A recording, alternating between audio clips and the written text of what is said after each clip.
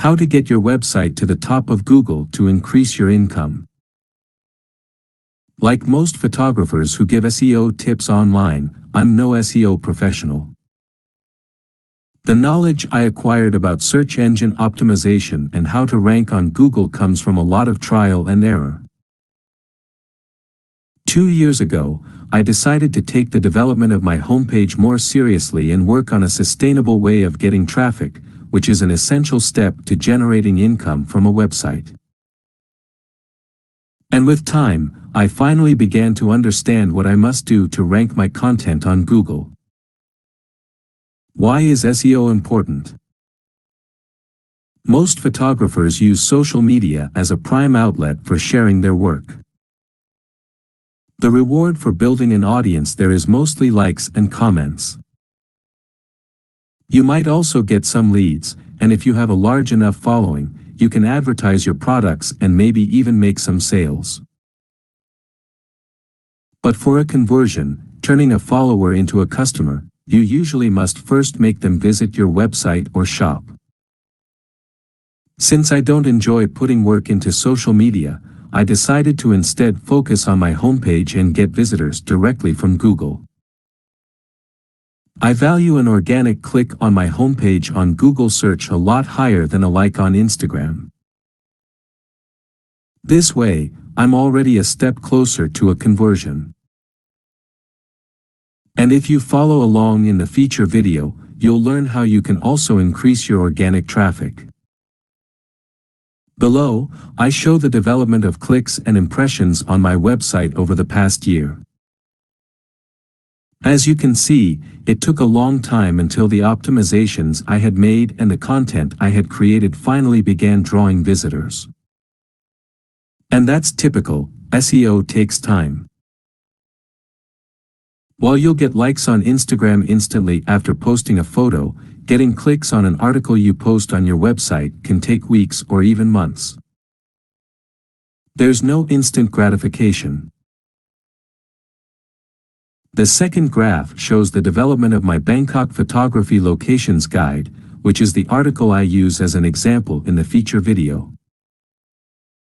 The first 2 months after publishing it, it got nearly no clicks. And with 5 to 10 clicks a day, it's still not a traffic magnet. But imagine 30, 40, 50, or even more for such articles. That's serious traffic for a small photography website. And with enough visitors to your homepage, with whom you have already begun building a relationship because you are answering their questions, you have a good base for generating income. To do this, you can use affiliate links in your articles, you can advertise your services and products, you can gather subscriptions for your newsletter, and if you have a lot of traffic, you can even display ads from an ad network. SEO Foundation. I look at many photography websites. I do this as part of my SEO research. If a page ranks well, I try to understand why. But the truth is that most photography websites don't rank well. Those in the top 10 of Google search are often big sites with much authority. Or they belong to popular photographers who have been featured a lot. But overall, you'll seldom see an individual photographer's homepage up there for generic keywords. The question is, how can a photographer compete with those big sites? One thing would be to get the basics right. But what are those? I find nothing more annoying than searching for something, getting served a result by Google, clicking on it, and then waiting seconds for it to load. This is the case for most photography homepages. And if I don't engage with such homepages because they take too long to load, it accounts for a bad search experience. Google will know this. The easiest thing you can do for your rankings is to fix technical issues on your homepage. There are many tools available that tell you what's wrong. I usually use the Google Search Console to identify pages that need attention, and then Page Speed Insights to find things to optimize. It's how I got my homepage to be fast. Do the check for your homepage. If you have numbers in the low 30s or 50s, you should optimize your homepage. The great thing is that you get tips on how to improve directly from Page Speed Insights. But don't expect a huge leap in the search results just because you have a technically perfect homepage. It's just the foundation. In the following 2 sections, we look at how you can build authority. It is what will allow you to compete in Google search. Content strategy. I found that quality is more important on Google than on social media. The latest changes to the search algorithm further cemented this. Google wants you to use Google search. And it can only achieve it in the long term if it serves good content, aside from the typical paid content. That's why one of the most important SEO rules is to create helpful, high-quality content. If you write about your own experiences, things you learned, places you visited and photographed, and focus on providing value for a potential visitor to your homepage, you're already in a good spot.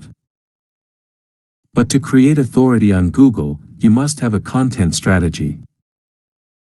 It means you should not just write articles about random topics that come to your mind. You should find a few topics about which you are knowledgeable, and make those the content pillars of your homepage. You could write about the places you visit and the best photo spots if you are a travel photographer. If you are an editor, share tutorials about post-processing techniques. If you are a wedding photographer, you could write about venues. Having a few primary topics about which you write helps Google identify you as an authority for those. When implementing a content strategy, you should also consider ways to turn readers into customers. For articles about photo editing, the idea could be, if somebody searches for a photo editing technique and clicks on one of your articles, including a link to a photo editing tutorial in your shop might give you conversions if you generate enough traffic. So, before you jump in and create more content for your homepage, think about the main topics you want to target. If you already have a blog with many articles, review it and do a radical cleanup. By deleting more than 50 low-quality articles from my blog, I increased my rankings on Google search for all my other articles. I found that having less content but of higher quality generates more impressions and clicks than having many low-quality articles. Keywords. Your content strategy will guide you in coming up with ideas for articles. The next step is to find proper keywords for those. Put yourself in the shoes of someone searching for a topic you want to write about. How would such a person use Google search? Try it yourself and look at the search results and the alternative search terms that Google recommends. Try not to target generic keywords and rather go for medium tail or long tail keywords. Otherwise, you'll have trouble competing. You can also use the free versions of SEMrush, Moz, and Seeability to find search terms you might want to target. I show how to do this in the feature video. Those tools will also give you an estimate of the traffic you can expect. I found those estimates are typically too low, so don't get discouraged by them. I also read that Keywords Everywhere gives more accurate numbers. It's not free, though. Look for commonalities when browsing the articles that already rank for your desired keywords. What are they about? Google will serve content based on search intent. The algorithm will try to understand the intent of people using Google search.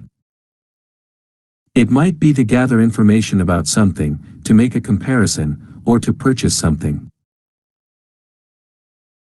While looking at the results for my desired Bangkok photography keyword, I found that Google exclusively served articles about photo locations in Bangkok. It seems it had identified that the intent of people searching for Bangkok photography was to find photo spots in the city. So, I had to also serve this intent to rank for this keyword. At the time of writing this article, I rank in the top 3. Conclusion. You now learned how to build an SEO foundation for your homepage. Tackle the low-hanging fruits first and fix technical issues on your homepage. Making sure it loads fast on both desktop and mobile devices might not result in a big improvement in rankings, but it can help you get ahead of your competition for contested keywords. Then work on your content strategy, clean up your existing content, and write high-quality articles.